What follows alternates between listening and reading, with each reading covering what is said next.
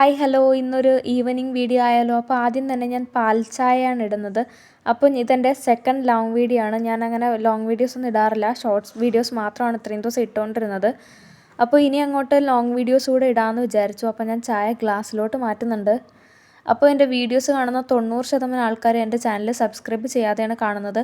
എൻ്റെ ചാനലിലെ വീഡിയോസൊക്കെ ഇഷ്ടപ്പെടുകയാണെങ്കിൽ ഒന്ന് സബ്സ്ക്രൈബ് ചെയ്ത് കൂടെ സപ്പോർട്ട് ചെയ്യുക. അപ്പോൾ ഞാനിതിൽ ബോയിൽഡ് എഗ്ഗ് അതിൻ്റെ തോട് കളഞ്ഞെടുക്കുന്നുണ്ട്. അപ്പോൾ ഇനിയൊരു പാത്രത്തിലോട്ട് കുറച്ച് മുളക് പൊടി, അതുപോലെ തന്നെ കുറച്ച് ഉപ്പ്, കുറച്ച് വെളിച്ചെണ്ണ കൂടെ വീത്തി അതൊന്ന് മുട്ട രണ്ടായിട്ട് കട്ട് ചെയ്തിട്ട് അതൊന്ന് മസാല തേച്ചെടുക്കുക.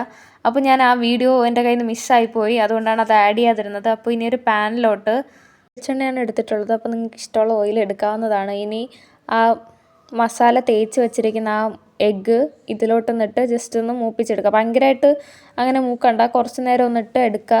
അപ്പോൾ ഞാനിതിൽ കുറച്ച് കരിവേപ്പില കൂടെ ആഡ് ചെയ്യുന്നുണ്ട്. അപ്പോൾ ഇതാരെങ്കിലും വീട്ടിൽ ട്രൈ ചെയ്തിട്ടുണ്ടോ ഇല്ലയെന്ന് കമൻറ്റ് ചെയ്യുക. എനിക്കിത് ഭയങ്കര ഇഷ്ടമാണ്, ചായയുടെ ഒക്കെ കൂടെ കഴിക്കാൻ നല്ല ടേസ്റ്റാണ്. അപ്പോൾ ആരെങ്കിലും ട്രൈ ചെയ്തിട്ടുണ്ടെങ്കിൽ കമൻറ്റ് ചെയ്യണം. അപ്പോൾ ഉള്ളത് ആത്തിച്ചക്ക എന്ന് പറയുന്ന സാധനമാണ്. അപ്പോൾ ഇതിൻ്റെ പേര് മുള്ളാത്താന്നും പറയും തോന്നുന്നു. അപ്പോൾ നിങ്ങളുടെ നാട്ടിൽ ഇതിൻ്റെ പേരെന്താണെന്ന് കൂടെ കമൻറ്റ് ചെയ്യണേ. അപ്പോൾ ഇത് കുറച്ച് പഴുത്തതായിരുന്നു, പക്ഷേ പൊളിച്ചെടുക്കാൻ കുറച്ച് പാടുണ്ടായിരുന്നു. അപ്പോൾ ഇത് എനിക്ക് ഒട്ടും ഇഷ്ടമല്ലാത്ത സാധനമാണ്. ഇതിൻ്റെ ഒരു പുളിപ്പും അങ്ങനെയുള്ള ടേസ്റ്റ് എനിക്ക് ഒട്ടും ഇഷ്ടമല്ല. അപ്പോൾ എന്നെപ്പോലെ ഇത് ഇഷ്ടമില്ലാത്ത ആരെങ്കിലും ഉണ്ടെങ്കിൽ കമൻറ്റ് ചെയ്യുക. പിന്നെ ഇഷ്ടമുള്ളവരുണ്ടെങ്കിൽ അതും കൂടെ കമൻറ്റ് ചെയ്യണേ. അപ്പോൾ എന്നിട്ടും അതിൻ്റെ നിന്ന് കുറച്ചൊക്കെ എടുത്ത് കഴിച്ചിട്ടുണ്ട്. അപ്പോൾ അതിനുശേഷം എൻ്റെ ഗാർഡനിലോട്ടാണ് പോണത്. അപ്പോൾ എല്ലാ ദിവസവും ചായയൊക്കെ കുടിച്ചതിന് ശേഷം ചെടിയുടെ അടുത്ത് പോയി അതിൻ്റെ അടുത്ത് കുറച്ച് നേരം നിന്നില്ലെങ്കിൽ സമാധാനമില്ല. അപ്പോൾ എൻ്റെ ജെറിബ്രത്തിൽ പൂ വന്നിട്ടുണ്ട്. അപ്പോൾ വീഡിയോസൊക്കെ ഇഷ്ടപ്പെടുകയാണെങ്കിൽ സബ്സ്ക്രൈബ് സപ്പോർട്ട് ചെയ്യാൻ മറക്കല്ലേ. ബൈ.